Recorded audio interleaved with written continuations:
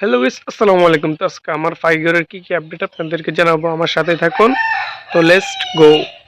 আমার ফাইগরের first update হচ্ছে আমার গুগু পাখিগুলা খেটে টেনে ফেলছে। তো তারা আশা করি কয়েকদিনের মধ্যে ডিম দিবে। তো তারা দুইজন মিলে বাসা টাসা বানায় ফেলছে। এখন দেখেন তাদেরকে আমি উন্মুক্ত করে ফেলি।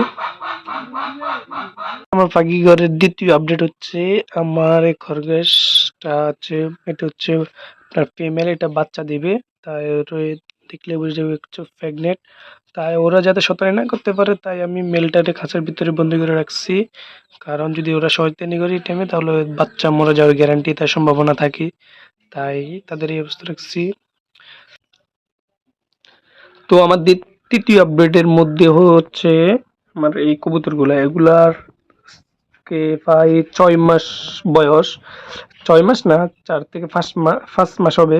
তো 5 মাস বয়স তাদের। তো তারা আশা করি আর 2 থেকে 3 মাস পর ডিম টিম দিবে। তো এটা আশা করা যায়। আমার চতুর্থ আপডেটের মধ্যে হচ্ছে আমার বাজগিরিগুলা মাশাল্লাহ ডিম দিবে, কারণ তারা ওই বাসার ভিতরে আসা যাওয়া করতেছে। তারা আপনারা একটু খেয়াল করে মানে দেখলে বুঝতে পারবেন।